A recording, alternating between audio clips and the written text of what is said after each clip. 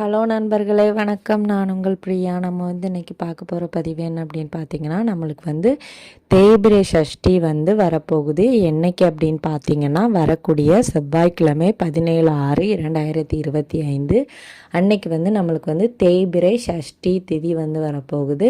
So அன்னைக்கு இன்னொரு special என்ன அப்படின்னு பார்த்தீங்கன்னா, நம்ம முருகப்பெருமானுக்கு உகந்த செவ்வாய்க்கிழமை. ஸோ அன்னைக்கு நம்ம நம்மளோட கடன் பிரச்சனையை தீர்வதற்கும், வீடு கட்டுறதுக்கும், அப்புறம் நம்மளுக்கு வேறு ஏதாச்சும் பிரச்சனைகள் இருக்குது அப்படின்னா அது தீர்வதற்கும் நம்ம ஒரு சின்ன ஒரு விஷயத்தை முருகப்பெருமானோட காலடியில் வச்சோம் அப்படின்னா கண்டிப்பாக நம்மளோட பிரச்சனைகள் தீரும். அது என்னங்கிறத பற்றி நம்ம இந்த பதிவில் முழுமையாக பார்க்கலாம். அதற்கு முன்னாடி நீங்கள் இந்த பதிவை பார்க்கக்கூடிய முருக பக்தர்களாக இருந்தீங்க அப்படின்னா, ஓம் சரவணபவா போட்டிங்கிறத நம்மளோட கமெண்ட் பாக்ஸில் கமெண்டாக போஸ்ட் பண்ணுங்கள். நம்மளோட சேனல் நீங்கள் இது வரைக்கும் சப்ஸ்கிரைப் பண்ணாமல் பார்த்துருந்தீங்க அப்படின்னா மறக்காமல் சப்ஸ்கிரைப் பண்ணி வச்சுக்கோங்க. இது போல் முருகர் சம்மந்தமான பயனுள்ள தகவல்களை நீங்கள் பார்த்து தெரிந்து கொள்ள முடியும். இப்போ வாங்க நம்ம பதிவுக்குள்ளே போகலாம். நம்மளுக்கு தேய்பிறை சஷ்டினாலே நம்மளோட கஷ்டங்களுக்காக நம்ம முருகப்பெருமான் கிட்ட பிரார்த்தனை பண்ணுறது தான்.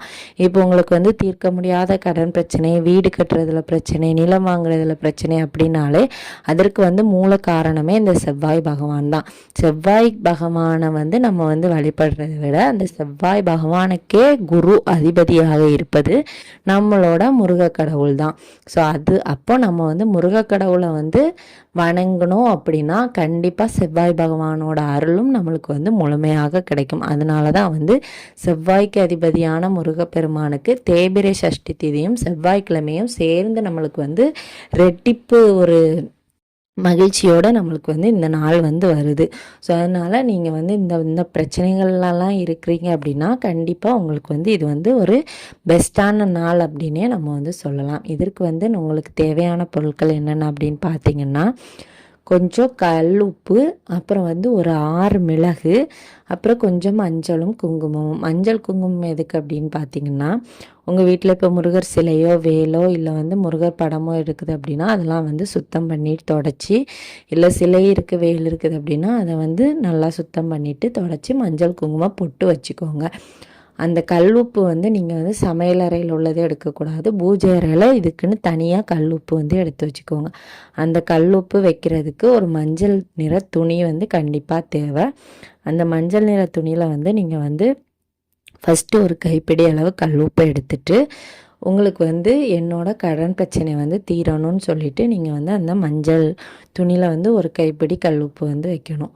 மறுபடியும் இன்னொரு கைப்பிடி கல்லுப்பு எடுத்து மறுபடியும் அதே மாதிரி என்னோட கடன் பிரச்சனை தீர வேண்டும் அப்படின்னு சொல்லிட்டு நீங்கள் 3 முறை இதே மாதிரி 3 முறை கல்லுப்பு எடுத்து மஞ்சள் துணியில் வச்சு அந்த கல்லுப்பை கட்டி நீங்கள் அதை முருகரோட பாதத்தில் வச்சுருங்க. இந்த 6 நல்ல மிளகு நம்ம எடுத்து வைக்க சொல்லியிருந்தோம். 6 நல்ல மிளகையும் ஒரு சில பேர் வெற்றிலை தீபம் ஏற்றுவாங்க, ஒரு சில பேர் ஒரே ஒரு நெய் தீபம் அகல் தீபம் ஏற்றுவாங்க. ஸோ அந்த மாதிரி இருக்கும்போது நீங்கள் 6 தீபம் ஏற்றணும். அகல் தீபமாக ஏற்றணும்.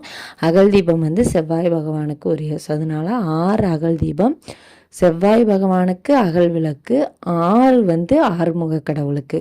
ஸோ அந்த 6 தீபத்திலே நீங்கள் ஒரு நல்ல மிளகு போட்டுருங்க. போட்டு நீங்கள் தீபம் ஏற்றுங்க. ஏற்றிட்டு உங்களோட பிரச்சனைகளை சொல்லுங்கள். மறுநாள் அந்த 6 நல்ல மிளகையும் நீங்கள் கால்படாத இடத்துல போட்டுருங்க. அந்த உப்பை நம்ம அந்த நம்ம எண்ணெயில் போட சொல்லியிருந்தோம். அந்த நல்ல மிளகு நீங்கள் எண்ணெயில் போடாதீங்க. எண்ணெயில் போடாமல் நீங்கள் அதை என்ன செய்யணும் அப்படின்னு நான் மாற்றி சொல்லிட்டேன். அந்த கல்லுப்பு நம்ம எடுக்க சொல்லியிருந்தோம். அந்த கல்லுப்பு இன்னொரு கைப்பிடி தனியாக எடுத்துக்கோங்க. அந்த தனியாக எடுத்த கல்லுப்பு கூட இந்த 6 நல்ல மிளகையும் வைத்து உங்களுக்கு தலையை நீங்கள் சுற்றணும் 3 முறை. எனக்கு கடன் பிரச்சனை தீரணும், கடன் பிரச்சனை தீரணும், கடன் பிரச்சனை தீரணும் அப்படி சொல்லிவிட்டு நீங்கள் இதை தீயில நெருப்பில் போட்டு நம்ம ஒரு கண் திருஷ்டி கழிக்கிற மாதிரி கழிக்கணும். நான் இதுக்கு பதிலாக உங்களுக்கு மாற்றி சொல்லிட்டேன், மன்னிச்சுக்கோங்க. தப்பாக இருந்துச்சுன்னா யாரும் வீடியோ முழுசாக பார்க்காம செய்யாதீங்க, சாரி.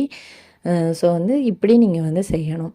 அந்த மஞ்சள் துணியில் கட்டி வச்சுருந்த கல்லுப்பை நம்ம அடுத்த வாரம் செவ்வாய்க்கிழமை நம்ம அந்த உப்பை எடுத்து ஒரு தண்ணியில் வந்து கரைக்கும் போதே அதே மாதிரி 3 கைப்பிடி அளவு எடுத்து தான் கரைக்கணும். அந்த துணியில் நம்ம வந்து எடுத்து வச்ச அளவு நம்மளுக்கு தெரியும். அதே மாதிரி ஒவ்வொரு கைப்பிடியும் எடுக்கும்போதும் கடன் பிரச்சனை தீரணும்னு சொல்லி அந்த தண்ணியில் கரைக்கணும். கரைச்ச அந்த தண்ணீரை கால்படாத இடத்துலையோ இல்லை வந்து சிங்கிலையோ கொண்டு கொட்டிடுங்க.